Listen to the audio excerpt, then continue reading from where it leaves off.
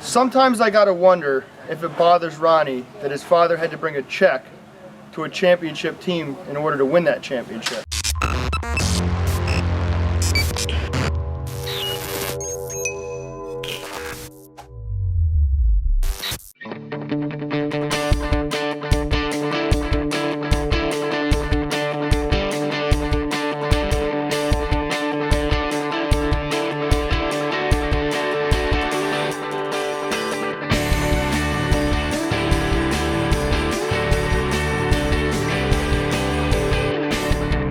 How long have you had this shop? We actually put this up. I think this is going to be the 5th year we've been here. We actually put it up on Memorial Day weekend about 5 years ago. Me and about 12 other guys, a lot of good friends. You know, we had a bucket truck here, we had an excavator to lift all the beams, and we all did it ourselves. It was actually a lot of fun and brings back memories. That's fun. Yeah, I pulled it out with that far and measured 31 inches, and that's exactly how it was. So when Michael Gervais joined our team, he was in one of the older cars. You know, he was in one of the 08 style cars, and at that point we really started to update our stuff. So he had some really good finishes. He ran in the top 5. You know, over the winter we really decided to up the program, and we built him a carbon copy of what I had last year. So we built him a brand new Troyer TA1, and we're really looking forward to start the season off.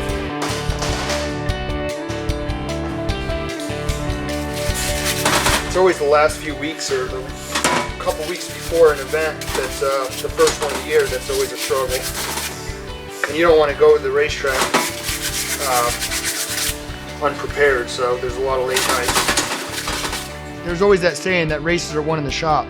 You know, that month that it really gets close to race season, we really start hammering away on race cars for Stafford. We don't miss anything. We're 100%. We're always nitpicking every little thing and making sure everything's perfect. I think that's a real good way to start off the season and get an advantage on everybody. I'd say the last month it's been about every night.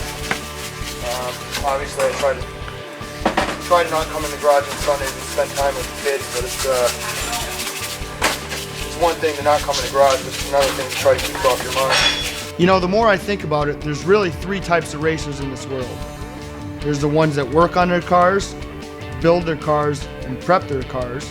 There's the ones where daddy builds their cars and the kid races the cars. And then there's the ones like Ronnie, where daddy don't work on the cars, the kid don't work on the cars, but daddy writes the check. Sometimes I gotta wonder if it bothers Ronnie that his father had to bring a check to a championship team in order to win that championship. That's it? That's it. Well, I don't think he ever brought a check. He brought an engine, but he didn't bring a check.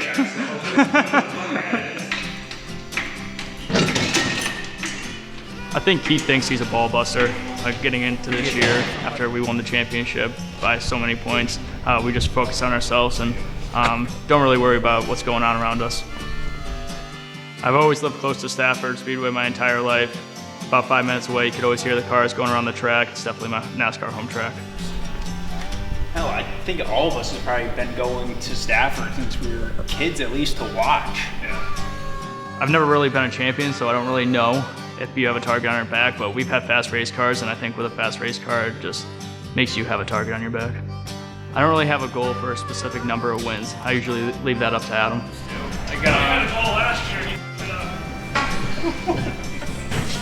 Adam, 2 years ago with Woody won 1 race, and then the next year Woody won 2 races, and then the next year after that Chase won 4. So Adam was doubling every year. So he goes, this year I want 8. Last year I won 8, and I'm like, all right, like see what we can do. I'm like, it's kind of on you. So I only got 4. But I got the championship as well, so it's like, I think it evens out. Yeah. Ready for the season to start. Cars are ready to go and ready to defend the championship.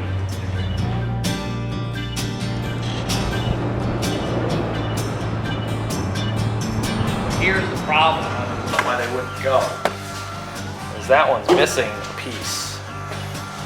Slim was complaining all year. I guess that's why. I guess it was a legitimate Dude, we kept having flats on the one that Slim was fixing, the tire cart, and every time you'd fill it up, you'd get out to pit road, and by the time you get to pit road, the tires were flat, and they'd have to fill them up again to bring them back in. So got ourselves some tubes and fired them in there. Sweet. Oh yeah, but you look at you're gonna be so excited now. Rolling down pit road. I didn't even change the front ones. The front ones are good. Oh, nice. But so we have 2 spares now. So the car itself is the same car we've had last year. We just did some updates as far as, rebuilt the motor, freshened it up, thanks to Rads and all their power and Ralph Ridgway. Pretty much all that's left to do is load the cars up and go racing, and hopefully not damage too many bumpers.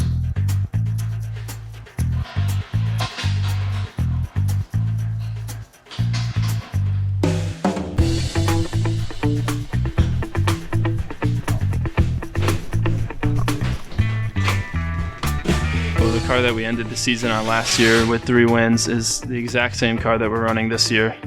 Nothing's really changed. It looks the exact same, body panel and all.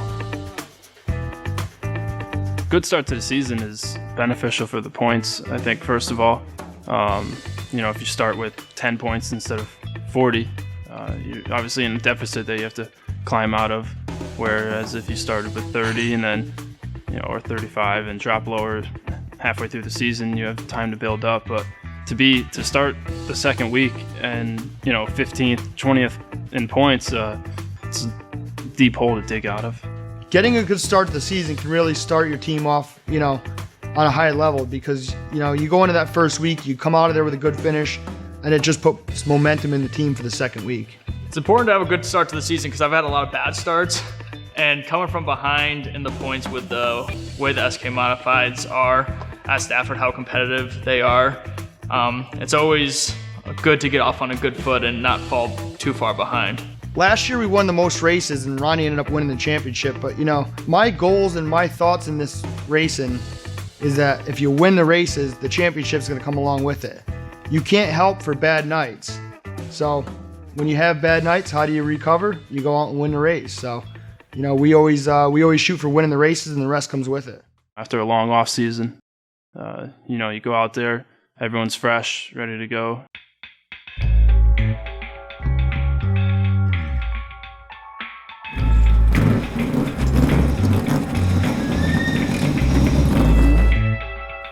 So the Sizzler was really a long weekend for us. We went out, practiced, the car was good.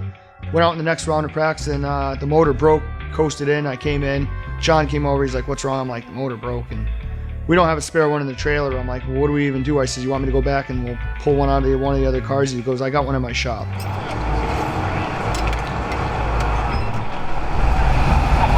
Ouch. You sucked. Practice went well as far as the car itself. We had some issues with the motor. Hopefully we're going to figure that out right now. It's laying over at the end of the straightaway real hard. It's not pulling, so hopefully that'll like being 19th right now. So the car itself seemed fast, just didn't have any speed, so hopefully we're going to get that figured out right now. Rain delays at the track are brutal to go through, especially when it's cold. At the Spring Sizzler, when we had a rain delay, it was cold, rainy. Rain delays really aren't the best thing. It really depends on what we're seeing in the forecast. There's nothing worse than a rain delay.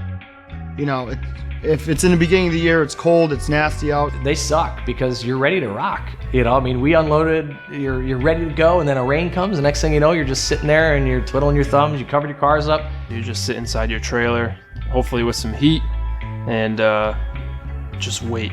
We're scheduled to go out and actually practice for our second round at this time, but the jet dryers are out on the track right now, so we might not be able to get a second round in. And tomorrow looks even worse. It's just aggravating. No matter how you look at it, it's aggravating. So rain delays suck unless you need them, and then they're great because say God forbid you blew a motor or something.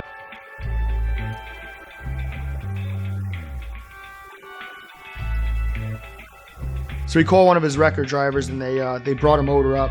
We had it all pulled out by the time he got there. We put it all in, we got it all buttoned up, and we were under rain delay, so we had plenty of time, but we were still kind of rushed to get everything done. There's good things and there's bad things to rain delays, and sometimes it falls in your favor and sometimes it don't, but that really bailed us out for the start of the season.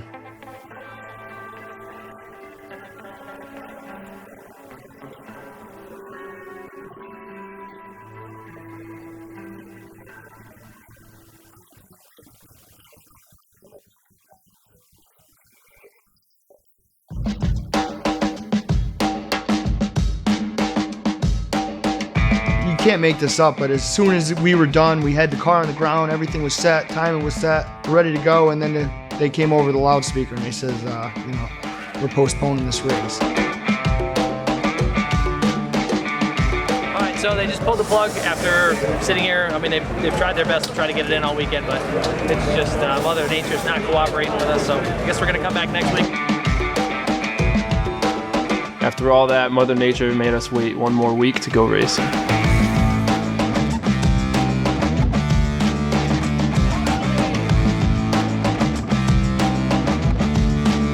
They say this is the most exciting division in NASCAR. The answer is obvious. 27 of the very best are assembled before you center stage. 40 times around Jack Root, Stafford Speedway. All right, bud.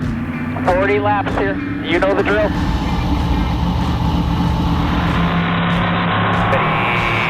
Go, go, go.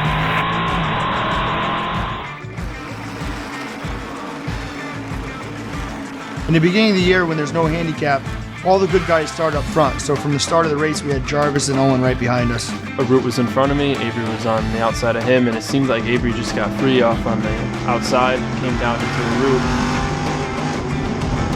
And at that point, you know, everyone's trying to check up and avoid what could be disaster. But Avery is trying to get down out of harm's way.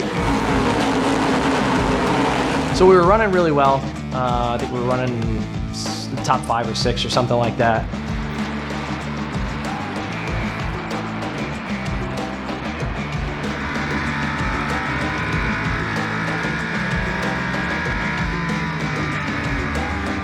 And the car just kept getting looser and looser and looser, and I couldn't figure it out. And next thing you know, left front and came off a 4 and it just snapped around completely loose. And Trouble now. Reen, in Reen Acres. The left front now? I can see when the car spun, I can see the left front dragging across the track. He just spun.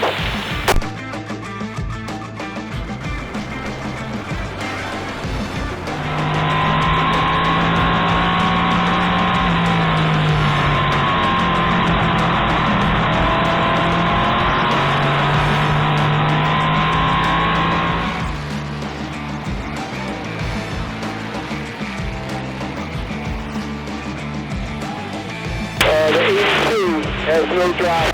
He can barrel it down in, he can get underneath you, but he got no drive. Alright. So we got the green-white checkered. I started third.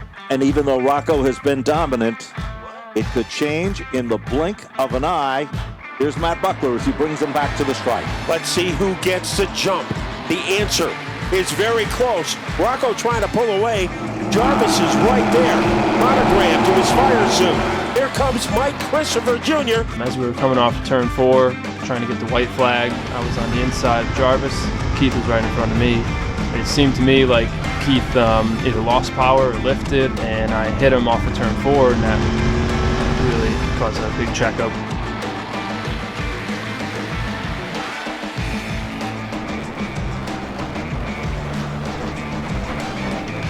Right as we were entering turn 3, it started to stumble a little bit, and you know, I kind of phased it out of my mind that there was anything wrong and hoped I was imagining something. And then we came off a 4, and I picked up the gas, and then it just fell on its face, and you know, it was spitting and sputtering. And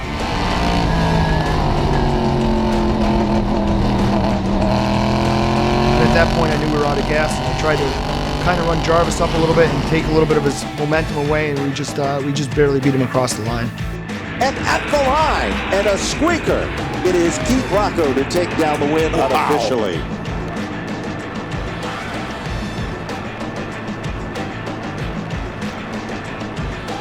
Something happened with Keith's car. I don't know what it was. Maybe he didn't take enough trips to Sunoco that Friday night, but the car died, and somehow we came across the line 3 wide in some spectacular finish. We came up short, just barely. That was close. I think we're out of gas. As they head off turn number 4. Trouble now. We've got a spin, but the checkered flag is out. Going into the last lap, we were right outside the top 5.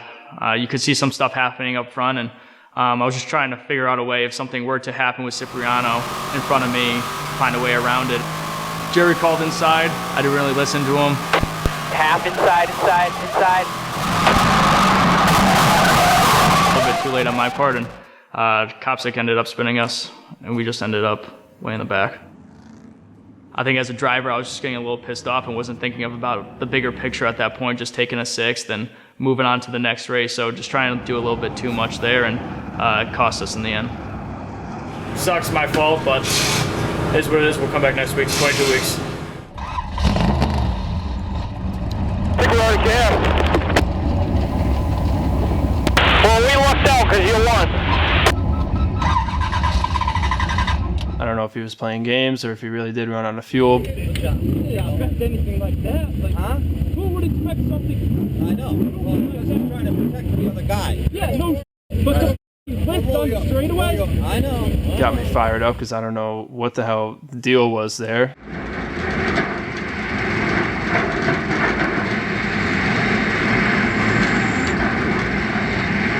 Glen sucked. Did not have what we wanted. Lost power steering, had 2 flats. The right front of the car is flat right now. The left front was flat in the race. It was just, I wish I stayed in bed this morning. I think the best run was probably Gervais. You know, we strung it out there pretty well, and you know, last restart I was a little worried. Little Michael got up to third, and he's one that kind of he's the wild card that you got to be prepared for. So that was good, but you know, kind of ran out of gas there coming across the line, which was could have been really bad. So we lucked out tonight. We won't use that on the camera, right? We don't want to let anybody know that we almost ran out of gas.